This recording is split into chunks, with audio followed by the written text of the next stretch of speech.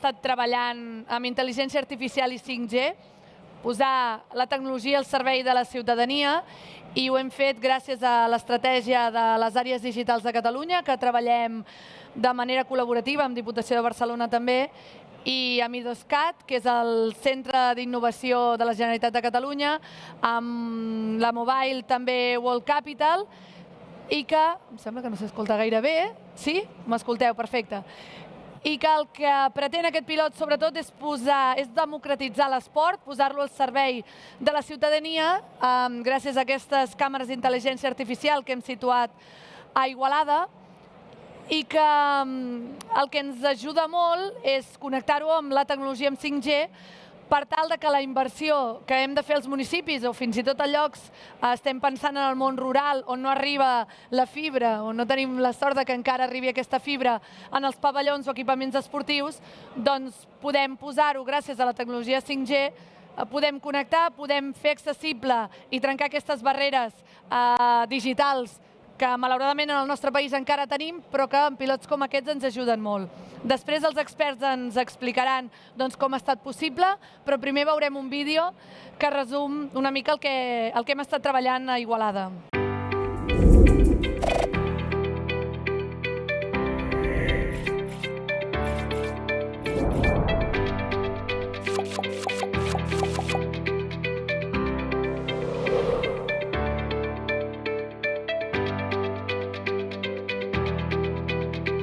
El principal objectiu d'aquest pilot és oferir la possibilitat a tots els ajuntaments i municipis de Catalunya d'implementar un projecte d'intel·ligència artificial en l'àmbit esportiu sense que la connectivitat sigui un problema.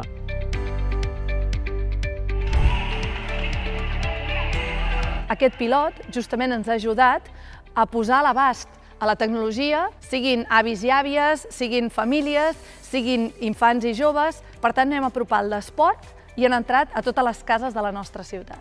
A nivell d'experiència d'usuari, per primer cop a nivell europeu, podem dir que l'esport base i amateur ocupa una posició en la pantalla i pot ser seguit des de qualsevol lloc a nivell mundial.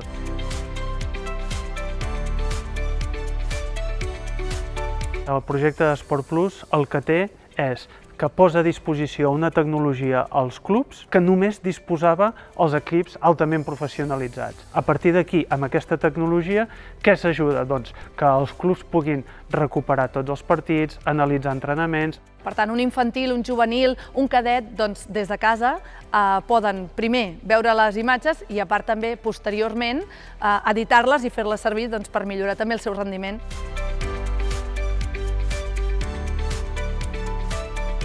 Gràcies a aquest pla pilot, el que demostrem és que en un futur no molt llunyà, tant ciutats com pobles amb independència de la zona poden estar digitalitzats, que aquest projecte pot implementar-se sense excepció i que la cobertura d'internet no serà una problemàtica per implementar-lo.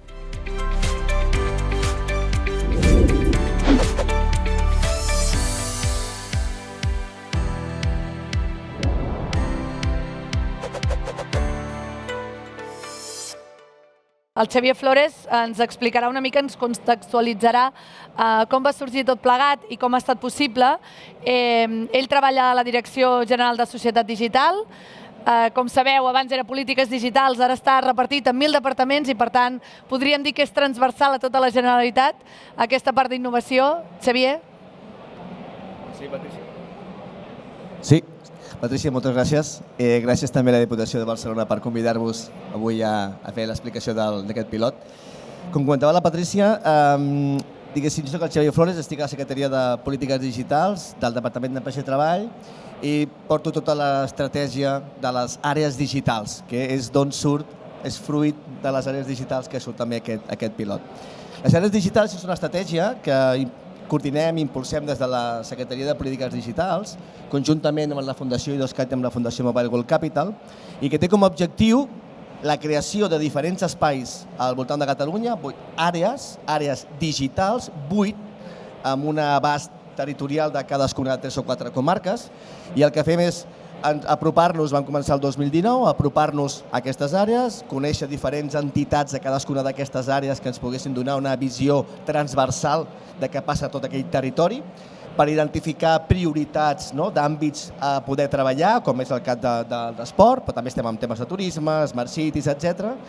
I veure, analitzant, conèixer els principals agents de cadascun d'aquestes verticals que s'identifiquen a cadascuna de les aures i veure com identifiquem, gràcies a tots aquests agents, uns reptes i unes necessitats per veure com, amb la implementació de nous productes i de nous serveis, utilitzant tecnologies digitals avançades, doncs podem donar resposta a aquest repte, a aquesta necessitat identificada. En aquest cas, de les 8 àrees, l'àrea on es va implementar aquesta solució és l'àrea Penedès. Al principi les àrees s'anomenaven àrees 5G, perquè especialment posàvem el focus en com la 5G, utilitzant la 5G, es podia donar resposta a tots aquests temes que anàvem identificant. Vam començar el 2019, el desplegament de la 5G començava el 2019, el 2020, va haver la pandèmia, el 2021, el desplegament va començar a fer-se de forma important el 2022, perquè al final també, si volem implementar òbviament solucions al voltant de la 5G, el que és necessari és que hi hagi cobertura 5G. La cobertura 5G en general, la majoria de la cobertura 5G és desplegada pels operadors clàssics.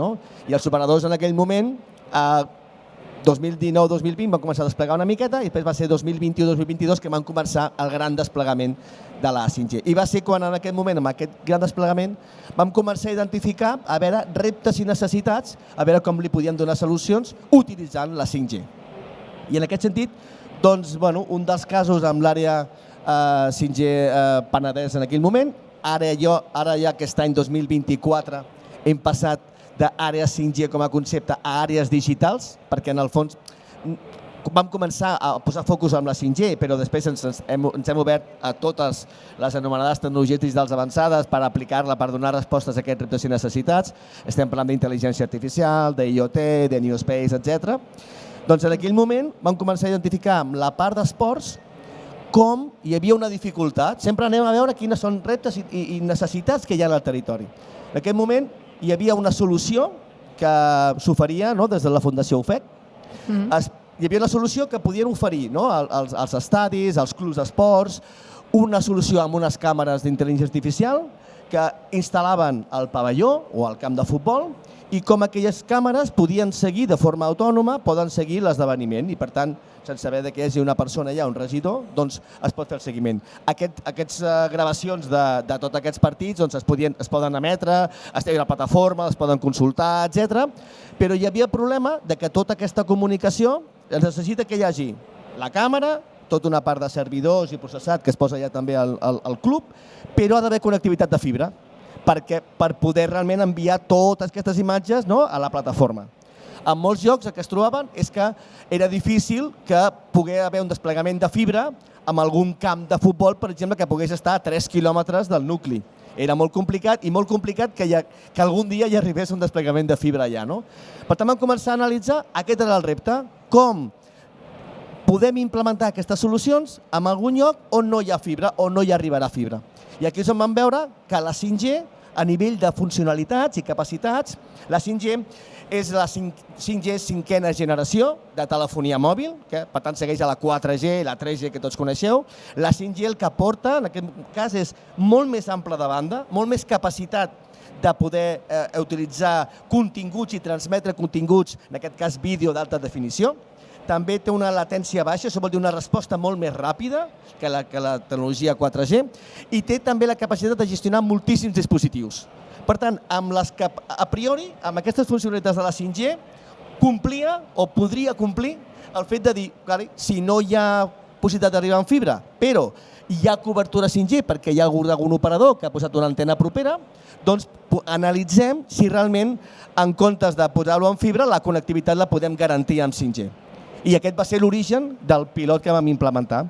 Això en aquell moment vam treballar-ho a les Comes, a Igualada, vam analitzar que hi havia a prop, hi havia nodes de 5G, en aquest cas de Telefònica en aquell moment, i vam començar a fer totes les propostes d'anàlisi de com, encara que ells de les Comes també tenien fibra, però era un lloc on podien realment provar. Ara connectem amb fibra, desconnectem amb fibra, provem amb 5G i a veure quines són les funcionalitats i com s'acaba d'implementar i si realment la solució final és vàlida. I per tant, que la Fundació UFEC podia anar diguéssim, a oferir aquest producte als seus clients, aquells clients que els havia dit no podem posar al servei perquè no hi ha fibra, però si hi ha 5G o en propers mesos hi ha un desplegament de 5G, sí que es pot oferir aquest servei. Jo també ara, aquest és una mica el context del pilot i passaré a l'Òscar Alavedra, que com a gestor de projectes d'innovació i d'OSCAT, que explicarà la solució tècnica concreta del que vam implementar a les Comes. Moltes gràcies. Si passem... Vale, perfecte. Aquí veu una miqueta quina solució tecnològica vam experimentar per a donar resposta al repte. Com bé ha dit el Javi, el repte era comprovar que una instal·lació esportiva, en aquest cas, i en molt rural, o sigui, en aquest cas, esta ja disposava de fibra òptica i ja funcionava tot l'equipament d'intel·ligència artificial i de streaming. El que vam fer va dir, vale, d'acord, anem a provar de fer la connectivitat amb 5G. Fixeu-vos aquí a l'esquerra, això no és habitual, però que sapigueu que ja existeixen routers exteriors amb 5G. Per tant, estem acostumats a veure el 5G com a connectivitat mòbil, en aquest cas estem parlant d'una connexió fixa amb una antena exterior que diguéssim, se connecta amb 5G a un repetidor. En aquest cas vam detectar a la vora el repetidor més pròxim que ja utilitza la tecnologia 5G. En aquest cas, que sapigueu que la tecnologia 5G utilitza dues freqüències, la de 700 MHz, que és el que habitualment s'està fent un desplegament molt important a territori rural. En aquest cas vam voler fer la prova justament en aquesta freqüència perquè és la que ens trobarem i la que volem extrapolar aquest cas d'ús. També veieu que hi ha 3.500. 3.500 és una freqüència també 5G amb molta més velocitat per a zones urbanes, seria per altres casos d'ús. I aquí, com veieu, teniu a l'esquerra el que seria l'antena d'exterior, amb un cable, i amb els companys d'informàtica de l'Ajuntament d'Igualada vam portar aquesta connectivitat que s'enganxa, diguéssim, al repetidor 5G via ràdio, però que transporta tota la velocitat i tota la connectivitat al mateix lloc on arriba la fibra òptica. Velocitats, vam poder comprovar que les velocitats sobre els 80 de baixada, 60 de pujada, pot arribar fins al 100. Aquesta és la velocitat que es podrà, o estem veient que s'està garantint a territori rural a quilòmetres de l'estació. En aquest cas estàvem a 600 metres, però en aquest cas se pot extrapolar a diversos quilòmetres per la pròpia tecnologia de 700 MHz. Recordeu que aquesta tecnologia és la que anteriorment s'utilitzava per a televisió digital terrestre. Per tant, és una freqüència que té molt bona penetració, molt bona cobertura. I aquí vam demostrar això. Vam veure que de les tres variables que comentava el Javi, de la velocitat 80 megas per a 700 MHz està molt bé, el que és el ping o el que és la latència bastant baixa, sobre 20 i pico mil·lisegons, i el número de dispositius en aquest cas no aplica, però si això es pogués extrapolar a molts llocs de Catalunya amb instal·lacions fixes de 5G, també aplicaria la tercera pota del 5G, que és poder fer aquest tipus d'instal·lacions arreu del territori. Per tant, la tecnologia, d'alguna forma, utilitzem les tres branques. Suficient velocitat, nivell, diguéssim, de latència baix i poder posar múltiples dispositius al territori. I aquí 4 dades. Veieu que una mica el cas, diguéssim, d'ús era un cas bastant límit. Streaming, diguéssim, els condicionants eren 10-20 megas simètrics o de sortida, diguéssim, que utilitza la pitjor connexió, la de pujada. Per tant, aquest projecte pilot, durant 10 hores al dia o 12 hores al dia, està enviant vídeo constantment. Per tant, és molt sensible a la pèrdua de paquets, a la latència, a l'estabilitat de la connexió, i vam poder comprovar durant diversos caps de setmana, connectant aquell cap de setmana tot el que és la instal·lació d'intel·ligència artificial i de streaming a la connectivitat 5G, vam poder constatar que era equivalent a la connectivitat de fibra òptica, equivalent per a aquest servei.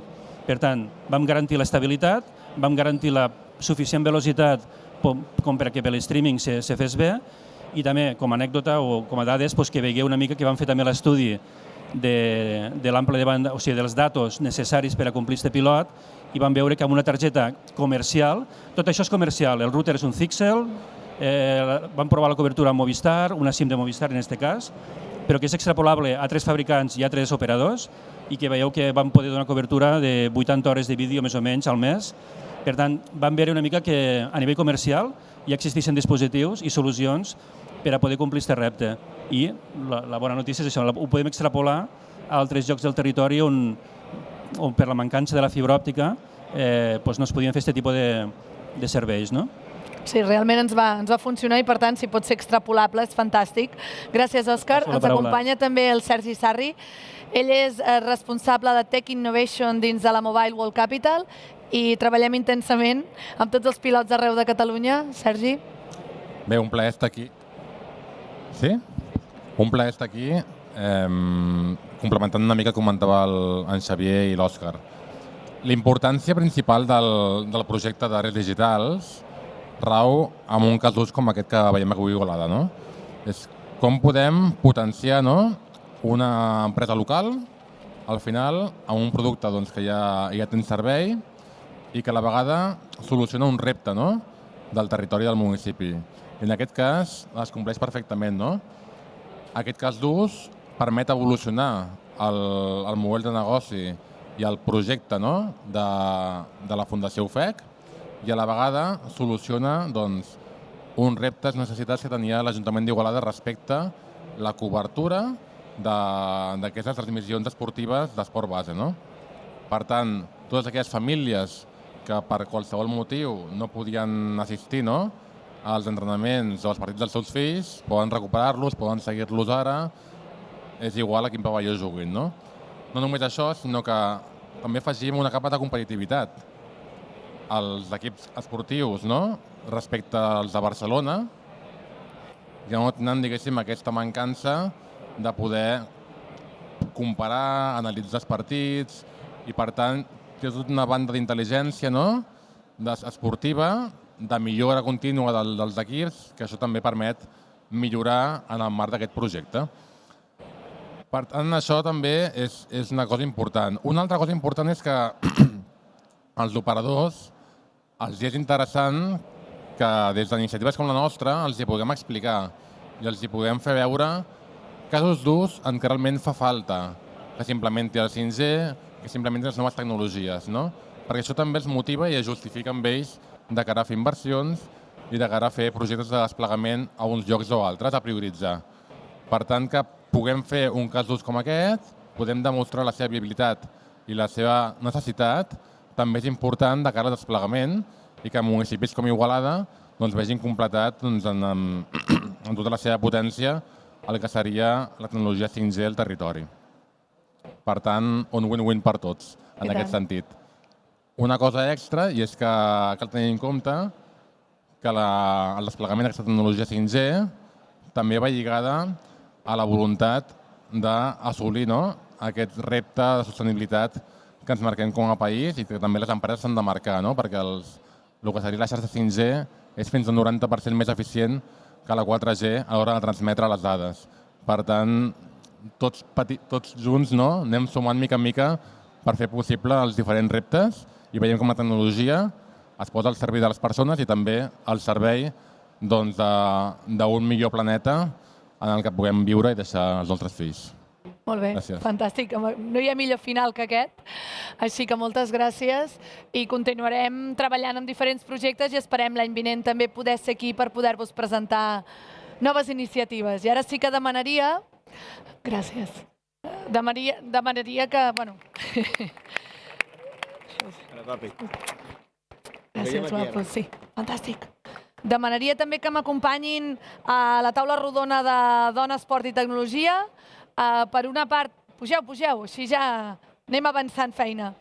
L'Helena Pérez, que ella és gerent del Club Natació Sant Andreu, que també porta molt de temps treballant per posar la dona com a referent dins del sector esportiu. Sabeu que quan parlem d'esport, moltes vegades, malauradament, les dones cada cop abandonen abans, hi ha menys dones als òrgans de decisió, així que tenir una gerent per nosaltres era molt important, i més d'una federació com és la de natació. També m'acompanya la Susana Closa, que és gerent de l'Institut de Barcelona Esports, de l'Ajuntament de Barcelona. És un referent dins del sector esportiu, tothom la coneix també quan parla d'esport i de les necessitats i els reptes que tenim com a futur, doncs també pensem en Barcelona i evidentment ella és la que està al capdavant. I ens acompanya també el Santi Serraute, que ell és home, com veieu, però que ve com a Diputació a parlar-nos també de totes aquelles millores que a través del seu departament, de la gerència del Servei d'Esports de la Diputació de Barcelona, doncs treballen i milloren el dia a dia i fan que també cada cop més dones participin dins d'aquest món. Tecnologia, també és molt difícil veure dones en els òrgans de direcció i hem fet aquest 3x1, tecnologia, dona i esport, que ens marca també molts reptes que tenim com a futur. Començàvem amb l'Helena, ja que hem fet primer la presentació, si et sembla, com a Club Natació Sant Andreu, també quines són les novetats que presenteu i primer de tot felicitats per els èxits en aquestes últimes Olimpiades. Teniu moltes medallistes també que són del vostre club, sobretot dones, així que moltes felicitats. Moltes gràcies per convidar-me, el primer de tot. Gràcies per les felicitacions, però les han guanyat elles. Nosaltres les recolzem, que al final hem d'estar darrere, les dones tenim un club ple de dones. Sí, és sorprenent, gairebé el 50%. El 49,3% d'associats són dones. I amb els càrrecs de direcció també tenim un 60% de dones. Però ha sigut per naturalesa, o sigui, simplement són persones molt vàlides i estem molt contentes, la veritat, que entre dones ens entenem molt bé. Molt bé. I continuarem millorant i ampliant la plantilla amb dones. Ben fet. Llavors, a nivell de digitalització, quins reptes esteu treballant ara? cada dia tenim la sort que estem rebent moltes propostes molt interessants de gent molt especialitzada en el món de l'esport. I a part del waterpolo, que el waterpolo té l'streaming, ha permès que es puguin donar per streaming tots els partits de divisió d'honor. De moment estem amb la divisió d'honor. És un cost molt elevat, però veient aquests projectes se m'estan obrint una miqueta els ulls per futurs, per altres categories, que és molt important. Crec que estem donant moltes veus de l'esport femení que està pujant molt fort en totes les disciplines. I ara mateix nosaltres tenim l'streaming que està anant molt bé. Tenim una piscina que és de les poques que omplim a cada partit, masculí i femení, i tot i així tenim unes audiències de streaming absolutament molt bones. I ara hi ha un nou sistema que començarem en breu d'intel·ligència artificial en el qual es posaran uns dispositius, els casquets, que permetran geolocalitzar les posicions de les jugadores i dels jugadors en el camp de joc i poder fer un anàlisi més precís post-partit. I estem en estudi d'aplicar una empresa, s'ha posat en contacte pel pàdel, que també és un esport que està en auge total, amb molta participació femenina, en la qual pot permetre també un seguiment a través de la intel·ligència artificial de les posicions, permetrà que les dones, i en aquest cas les dones o qualsevol participant, pugui fer un anàlisi personal del seu sistema de joc. Molt bé. Ostres, realment és superinnovador. Estic segura que d'altres clubs de divisió d'honor voldran anar cap aquí també. Testejareu tecnologia, una mica el que hem explicat abans amb els experts. Per tant, això sempre és important que ho facin, en aquest cas, una entitat com la vostra. Ho fem en col·laboració amb la Real Federació Espanyola, que al final és... Però totes les iniciatives d'on vinguin, benvingudes. Sí, tant, fantàstic. Molt bé, Susana, ara passem a tu. Realment Barcelona té molts reptes a nivell esportiu. Heu aconseguit també moure molts joves, molts nens i nenes de la vostra ciutat, però també les dones. I per tant, una mica el que et vull preguntar és com la tecnologia també us està ajudant a poder moure aquestes dones cap a l'esport, cap a l'activitat física. Gràcies per convidar-nos. En tot cas, potser fem un salt diferent del món federatiu i de les dades i de les anàlisis, perquè crec que totes les federacions són les primeres que intenten implementar amb els seus clubs, però sí que és veritat que potser podríem posar els canals de les xarxes, que tenim grans influencers, però també els propis joves, que són els mateixos que generen comunitat. És veritat que la invisibilitat fa que no es que no et convidi, però si tenim visibilitat, les dones som capaces de que hi hagi més pràctica esportiva i que això sigui replicable amb quan la possibilitat de dir si es fa, doncs jo també puc fer-ho. Per tant, un de les bones pràctiques, jo diria, és no només aprofitar les comunitats individuals que ja existeixen i que per tant ja ho fan i que ara sembla que està de moda l'esport i per tant tenim els joves a totes les sales de màquines fent-se les fotos, les posturetes, però compartint que estan allà, també ho tenim amb les dones, amb les influencers i per tant aquesta és una bona oportunitat. I nosaltres, que hem discutit abans amb la Patrícia, serà difícil que l'administració pugui ser influencer, però sí que com a mínim intentarem influir com a mínim pels nostres propis canals de les bones pràctiques i de maximitzar aquesta pràctica amb les dones. Molt bé. Sergi, Diputació de Barcelona. Estem avui també a l'estand, a qui vull agrair també, ja ho he dit abans, però torno a agrair que ens hagin cedit aquest petit espai, perquè a vegades quan parlem de tecnologia tothom pensa en camions xipats, en detectors de rec automàtic, en contenidors tancats, però a vegades les persones, el carrer, el tocar a gent, és més difícil, no? Com aquesta tecnologia pot arribar a les persones i sí que a través de Diputació de Barcelona hi esteu treballant perquè les dones tinguin un paper actiu dins la vida esportiva, que no només abandonin, o sigui, que no abandonin tant d'hora, però és que a part continuen fent activitat física i com també la tecnologia us pot ajudar a aconseguir-ho. Sí, primer de tot, gràcies a l'Ajuntament d'Igualada per convidar-nos a estar en aquesta taula. La Diputació de Barcelona té com una de les seves línies prioritàries Dones i Esport, es diu Dones i Esport, que és, com no pot ser d'una altra manera aquí a Diputació, és donar suport als ajuntaments per tal que facin activitat dirigida a dones, diguéssim, surt d'una preocupació, sobretot adreçada a les noies joves, que són les que més abandonen l'esport, però no només. I per tant, diguéssim que tenim una vocació d'incidir en aquest àmbit. Llavors nosaltres el que fem són, bàsicament de Dones i Esport tenim dues línies. Una és un suport als ajuntaments, en el qual hem començat d'una forma àmplia, però volem anar restringint aquells àmbits que considerem més oportuns, incentivar més entre els municipis i, evidentment, les tecnologies és un d'aquests. Per tant, diguéssim que estem recollint el que estan fent els ajuntaments a nivell de tecnologies, per tant, de donar-ho a conèixer. Ja en tenim una d'experiència, en tenim altres, els anirem d'alguna manera donant a conèixer al conjunt de la ciutadania. Després, a banda, hem fet campanyes per incentivar la participació de les joves a l'esport, i en portem dues, a les de les dones portem dues, una va ser per joves a les xarxes socials i la veritat que estàvem contents, diguéssim que va tenir molta acceptació, i per l'altra ens hem dirigit a dones grans. En aquest cas hem utilitzat els mitjans de comunicació més, diguéssim, tradicionals, que pensaven que podíem arribar millor. I a banda d'això també donem suport als equipaments, i dintre del suport als equipaments, diguéssim que volem incentivar sobretot que els ajuntaments comencin a invertir, a posar al dia.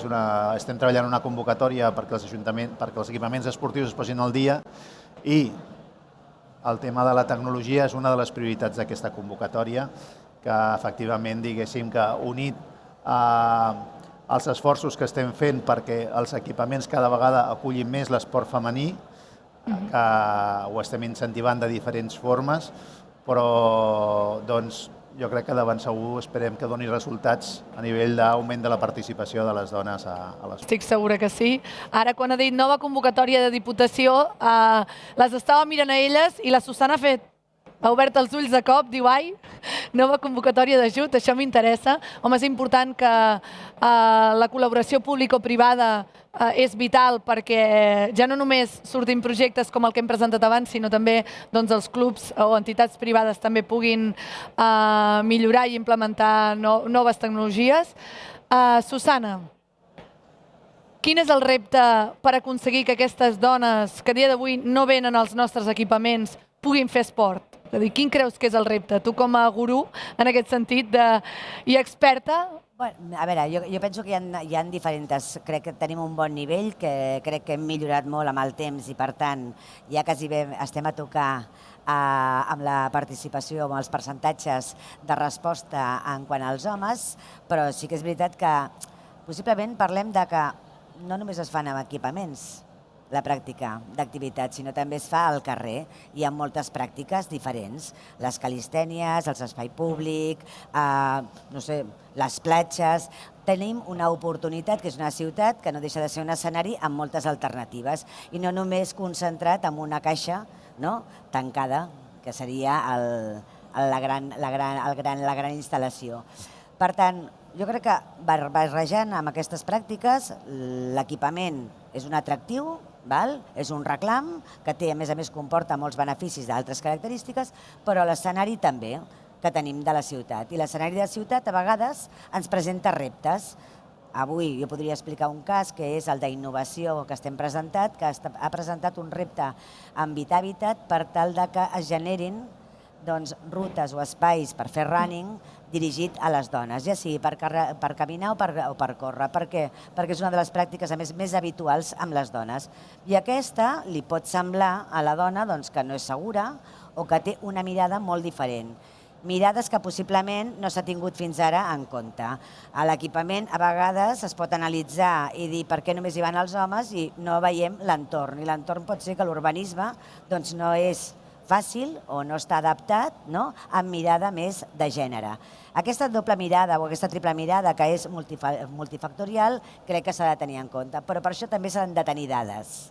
I les dades és una mancança amb mirada de gènere que cal treballar. I aquesta mirada, al llarg del temps, s'ha d'aconseguir.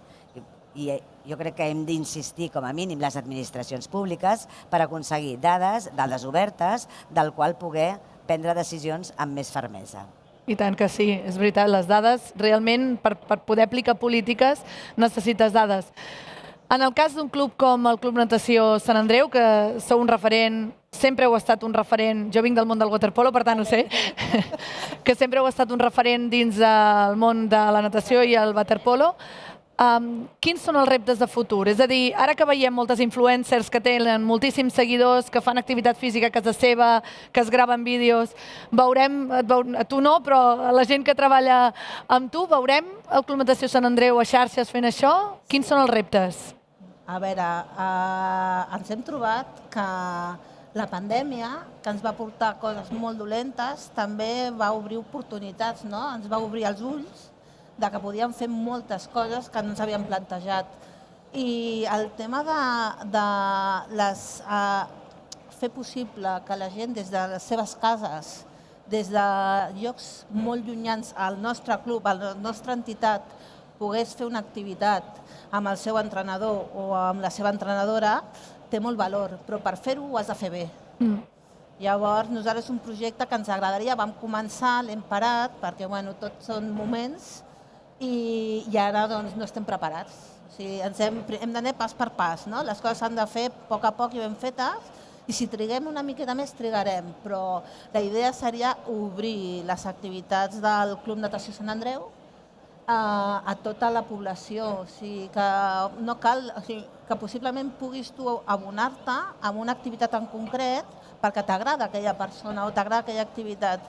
Hem d'obrir i hem de fer que les dones es sentin escoltades i que ens adaptem a les seves necessitats. En tots els aspectes, o sigui, dones, homes i a gèneres. Sí, evidentment. Molt bé. Santi. Rutes saludables. Parlem de rutes saludables, d'entorns segurs, que deia també la Susana. Des de Diputació també hi esteu treballant, nosaltres com a Ajuntament d'Igualada tenim un, però sí que hi estem treballant molts d'altres. Ara potser estic fent un spoiler, ara em diran, no, això no es podia explicar avui, però en tot cas la tecnologia aquí també ens apropa. Hi ha moltes aplicacions, ja per reptes fins i tot, no? He vist en algun ajuntament que esteu treballant també reptes. Efectivament, nosaltres estem donant suport a l'esport outdoor dels ajuntaments. Dintre d'aquest esport outdoor tenim estem oferint un model als ajuntaments que és un circuit esportiu de proximitat que té com a objectiu que en el en l'entorn d'un equipament, utilitzant, per tant, tots els avantatges que ofereix un equipament, a sortir de la capsa, com deia la Susana, i que es pugui fer esport al voltant i, per tant, adequar els espais per fer aquest esport, sobretot la senyalització. I un dels reptes que hi ha en aquest és que, diguéssim, la gent que hi participa se sentin segures, sobretot segures, i llavors la tecnologia, diguéssim, hem fet una avaluació d'unes primeres implementacions i veiem que aquest és un dels temes cabdals i aquesta avaluació ens està portant a buscar solucions amb la tecnologia, també amb la il·luminació, però sobretot la tecnologia ens faciliti que, diguéssim, o bé trobar que hi hagi grups que puguin sortir conjuntament, o bé hi hagi sistemes d'alarma, sistemes de help que ens ajudin a incentivar aquest esport que d'una altra manera a determinades hores hi ha gent que no li ve de gust practicar. Sí, exacte. A vegades també és un tema de seguretat. Ara aprofito que ha arribat el regidor de Mobilitat d'Igualada i parlarem sobre entorns segurs, també. Deies que com a Club Natació Sant Andreu voleu obrir totes aquestes activitats. Us heu trobat també que hi ha dones que diuen ostres, és que em costa arribar al club, o és que aquest carrer és massa fosc, o no puc anar a córrer perquè em passa això? La veritat és que els dos projectes que ha dit la Susana de l'esport, el camí accessible, l'esport accessible segur, aquest com a ciutadana de Barcelona l'he agafat. O sigui, l'estic esperant perquè té raó. O sigui, jo com a dona que practica, doncs sí que ens trobem. Aquest és un projecte superinteressant. I l'altre que a Barcelona, per sort, o a Sant Andreu, per sort, tenim molt bona il·luminació, no ens trobem, però Barcelona és molt gran i entenc que hi ha espais que poden tenir aquestes característiques que impedeixen que una dona s'ho pensi. I crec que fer-ho és una iniciativa molt bona, igual que els reptes. Sí. Els reptes també els segueixo. I és una manera és que soc gerent però també soc persona i també tinc vida i quan ho rebo penso, el repte de caminar per Barcelona, doncs he arribat tard, però proper m'apunto. Els 10.000 passos o...? El que sigui, però ho trobo superinteressant perquè és una manera de jugar. I això al final és el que volem, fer esport, gaudir i passar-t'ho bé. Exacte, el jugar, el que deies, el joc, el joc dels carrers, els infants. Avui en dia també és un repte, les mares també tendeixen a sobreprotegir potser els infants, a dir no, per aquí no, aquest joc no pots anar a jugar a la pista de no sé on perquè la il·luminació, perquè també us hi trobeu vosaltres fins i tot a l'hora de fer partits? No, francament no. La veritat és que nosaltres creiem que la tecnologia ha de ser l'instrument perquè ens faciliti i que estigui al servei de les persones. Cal detectar per què el volem. Al igual que apareixen startups que realment amb el món de l'esport generen grans oportunitats. Tenim una experiència que portem més de 4 anys en promoure startups dedicades a tecnologia aplicada a l'esport i realment veus, solucions per tot. Solucions per tot, i la ingenuïtat, o sigui, l'ingeni de la gent. El que sí que cal, possiblement, és tenir la mirada de gènere, que és la que ens manca, o de l'ús quotidià. I el que dèiem és, la tecnologia ha d'estar a les persones. I per què vinc a allò de l'startup? Perquè la dona no està amb aquestes startups. És a dir, és veritat que tenim un hàndicap, crec que no és d'esport, sinó en general social, que la tecnologia no és els estudis de la dona on no té un interès. I per tant el percentatge d'ella amb la participació per generar iguals solucions amb mirada o de participar en equips, no és necessari que només sigui una dona, doncs hi ha una mancança. Aquí valdria la pena fer una crida. Les dones poden ser tecnològiques o tecnòlogues. Exacte, agafem aquesta crida, l'hem gravat, la compartirem també, perquè és molt difícil, també com a Diputació de Barcelona us ho estareu trobant també, que costa trobar dirigents dones, que costa trobar gent com elles dues, que estiguin al capdavant d'administracions o clubs, que per tant tinguin aquesta mirada de gènere. Vosaltres com treballeu aquesta mirada des de Diputació? A veure, o sigui, de diverses formes, el que hem detectat d'entrada és, jo crec que és un clamor dintre de l'esport, és que a la pràctica esportiva sí que hi ha certa diferència, però el que és a l'esport federat hi ha més diferència, o sigui, és on trobem, jo crec que un dels temes de gènere que hem de treballar.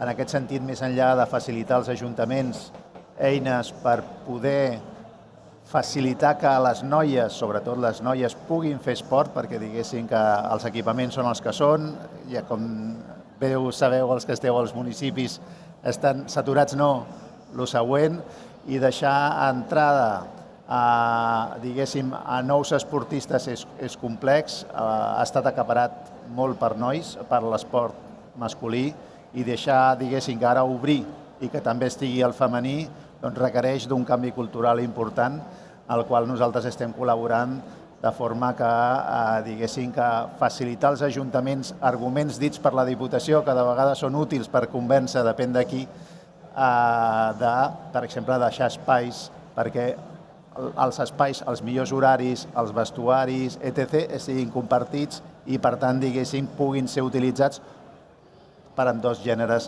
alhora, sense que, pel fet que algú ha arribat abans, després no el pugui utilitzar. Aquest és un dels diversos exemples en els que estem treballant i, sobretot, també pensant en l'adolescència, que, com he dit abans, és el tema.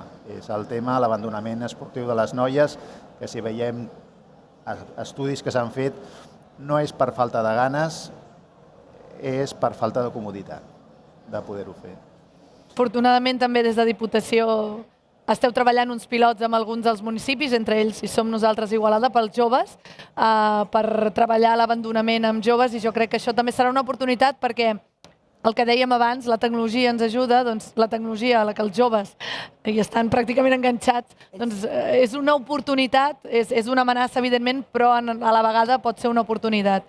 Bé, moltes gràcies per compartir també les vostres experiències. Estic segura que aquí que tenim unes quantes administracions i d'OSCAT, també a la Mobile, que treballen amb nous reptes, han pres nota de les necessitats, pensant en aquesta perspectiva de gènere que avui també l'Helena, el Santi i també la Susana ens han donat, i moltes gràcies per molts més èxits. Moltes gràcies. Moltes gràcies a tothom.